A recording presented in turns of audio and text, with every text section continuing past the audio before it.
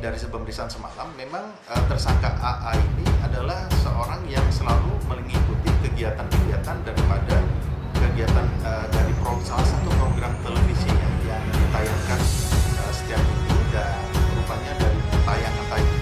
Harapan saya, ini harapan, saya ditangkap, saya akan melakukan perlawanan semaksimal mungkin, saya ditembak maksudnya. Untuk mati.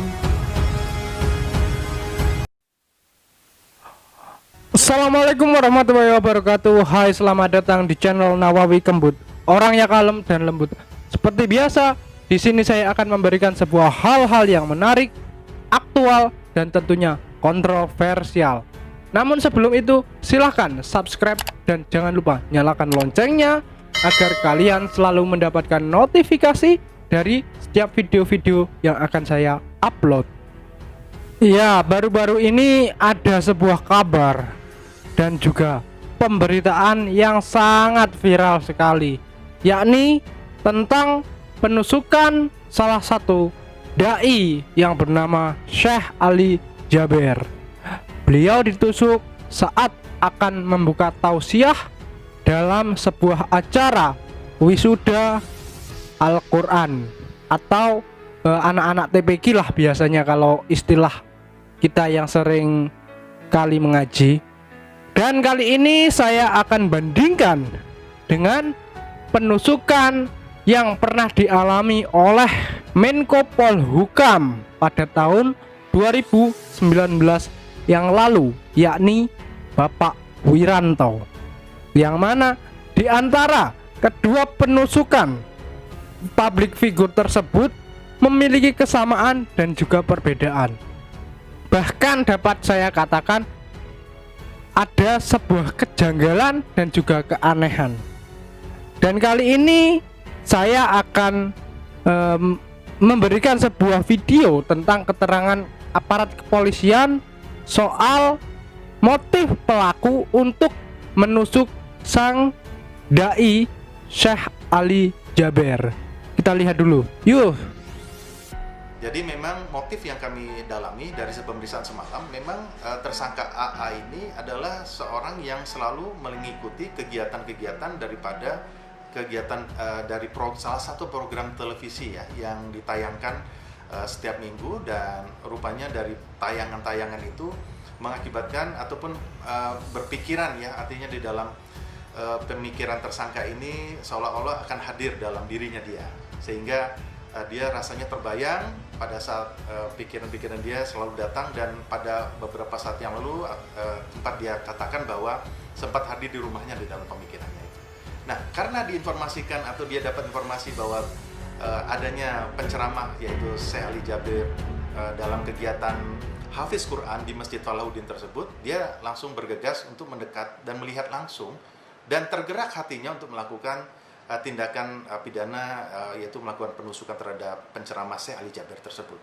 Nah, ini yang sedang kami dalami, dan juga dari keterangan orang tua daripada tersangka AA ini dikatakan bahwa tersangka ini sudah sempat ya melakukan pengobatan dalam rangka terapi di salah satu rumah sakit yang ada, rumah sakit jiwa yang ada di di wilayah Kabupaten Pesawaran di Provinsi Lampung. Dan tadi malam pasca kejadian tentunya pihak penyidik ya, karena juga pasca kejadian tadi malam Bapak Kapolda Lampung Irjen Polisi Dr. Andes Purwadi Arianto langsung melakukan gelar perkara, dihadiri oleh semua beberapa pejabat utama dan juga Kapolres dan para penyidik.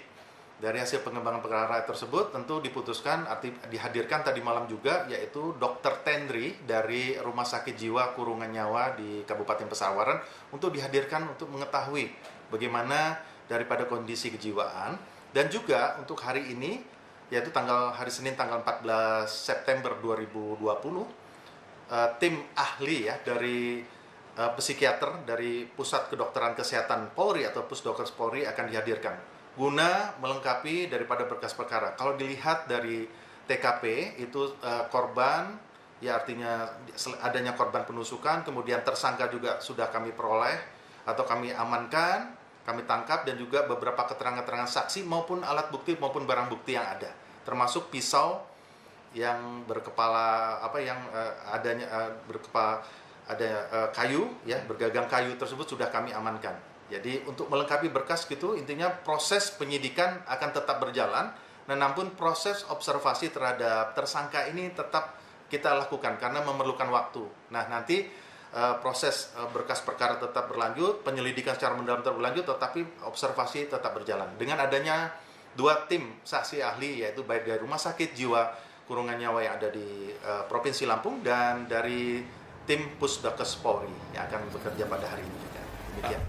Ya, dari keterangan kepolisian tersebut bahwa sang pelaku melakukan tindakannya lantaran telah berhalusinasi atau secara tidak langsung mengalami gangguan jiwa selama ini. Bahkan kabarnya sang pelaku ini menurut keterangan orang tua memang sudah mengalami gangguan kejiwaan sejak 4 tahun yang lalu.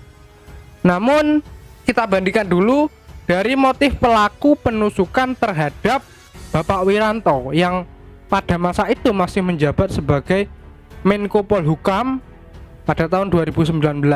Seperti apa motif pelakunya? Yuk kita lihat bersama-sama. Jadi dari hasil pemeriksaan yang bersangkutan, dia kan sedang berkomitmen dengan istri. Kamu menyerang anggota polisi, saya nanti akan menyerang pejabat itu. Harapan saya, dia punya harapan, saya ditangkap, saya akan melakukan perlawanan semaksimal mungkin, saya ditembak sama polisi. Tembak mati, berarti jihadnya berhasil. Demikian juga istrinya, kamu juga melakukan perlawanan semaksimal mungkin. Kepolisian. Makanya sampai kang istri itu nekat untuk melakukan serangan terhadap Kapolda.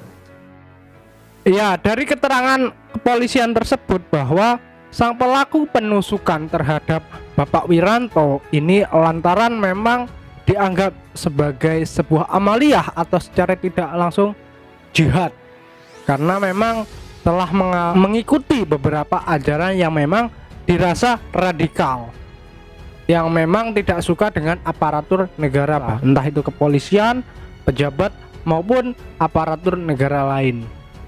Ya, dari kedua kasus yang memang telah terjadi di tahun yang berbeda, tentunya motifnya berbeda dan juga di masa-masa yang memang berbeda, karena penusukan yang dialami oleh Syekh Ali Jabir di masa pandemik, sementara Bapak Wiranto ini sebelum adanya pandemik. Tapi di antara keduanya yang menjadi sebuah keanehan adalah banyak orang-orang yang beranggapan di masa penusukan terhadap Bapak Wiranto ini dianggap adanya oknum yang ingin mendirikan khilafah dan ingin merubah Pancasila. Sementara ketika ada penusukan terhadap salah satu dai Syekh Ali Jabir tersebut, dianggap adanya oknum yang memang berusaha ingin mendirikan negara komunis, atau yang saat ini yang menjadi hantu tersebut adalah PKI, Partai Komunis Indonesia. Kedua hantu ini saya rasa menjadi sebuah obrolan hangat di dunia maya atau dunia pemberitaan yang saat ini sedang panas-panasnya, apalagi menjelang pesta demokrasi yang sedang dialami oleh bangsa Indonesia. Dan di antara kedua kasus tersebut ini juga mengalami sebuah persamaan, karena di masa penusukan terhadap Bapak Wiranto ini terjadi pada tahun 2019, di mana pada masa itu musim atau suhu pemilu 2019 itu masih terasa dan sedang hangat-hangatnya diperbincangkan, sehingga pada masa itu dianggap sebagai pengalihan isu. Sementara kalau kita lihat dari sang penusukan Syekh Ali Jabir ini sendiri juga hal yang sama, di mana pesta demokrasi juga akan berlangsung, yakni pilkada serentak yang akan dilakukan pada bulan Desember mendatang oleh Komisi Pemilihan Umum. Sehingga hal ini menjadi sebuah tanda tanya dan juga kejanggalan, apakah ini juga bagian dari pengalihan isu yang memang sebelum-sebelumnya memang ada sebuah isu besar. Salah satunya adalah pembakaran kantor Kejaksaan Agung, korupsi Joko Chandra, dan juga adanya Jaksa Pinangki yang terlibat. Bahkan kalau tidak salah adanya sebuah teror terhadap kantor kepolisian Ciracas. Ini kan sebuah isu-isu hangat yang memang sedang disoroti oleh media. Apakah ini sebagai upaya untuk mengalihkan isu perhatian media agar isu-isu yang memang saat itu sedang besar, atau upaya untuk menyembunyikan terhadap publik? Kita juga nggak tahu. Tetapi di antara kedua kasus yang memang sama, modus yang berbeda, namun ada kesamaan, adanya unsur politik sepertinya kalau saya lihat. Dan anehnya saat pejabat yang ditusuk ini dianggap orang tersebut adalah seorang teroris, sementara saat dai yang diserang ini orang tersebut dianggap gila. Di mana ada orang gila yang memiliki media sosial coba? Di mana ada orang gila yang pernah berselfie-selfie?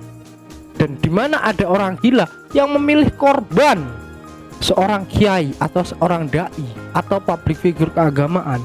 Biasanya orang gila itu lebih cenderung taat dan patuh terhadap seorang kiai, dan kiai biasanya itu mampu memberikan sebuah pemahaman dan juga mampu mengendalikan jiwa orang gila. Biasanya seperti itu yang pernah saya temui di tempat peribadahan atau masjid-masjid pedesaan yang sering saya temui seperti itu. Namun ini kok saya lihat di media kok malah aneh, di mana seorang kiai, dai maupun pemuka agama malah ditusuk oleh orang gila, sehingga hal tersebut menjadi sebuah keanehan bagi saya dan mungkin bagi kalian semua. Silahkan tulis di komentar kalian jika memang di antara kedua kasus tersebut yang memang memiliki kesamaan dan juga dengan isu-isu yang hampir sama. Silahkan ditulis kolom komentar apa yang menurut sedang sebenarnya disembunyikan oleh oknum-oknum yang memang ingin mencari kesempatan dan keuntungan, dan siapa yang akan diuntungkan di balik kedua kasus tersebut, dan apakah benar di antara kedua kasus tersebut merupakan bentuk settingan yang memang dibuat oleh oknum yang memang tidak bertanggung jawab dan ingin menghancurkan bangsa Indonesia untuk membuat sebuah kegaduhan dan juga kekacauan yang ada di negara Indonesia ini. Itu saja yang dapat saya sampaikan, kurang lebihnya mohon maaf. Klik tombol subscribe-nya dan jangan lupa nyalakan loncengnya. Kita akan bertemu lagi tetap di channel Nawawi Kembut, orangnya kalem dan lembut. Assalamualaikum warahmatullahi wabarakatuh. Salam kembut.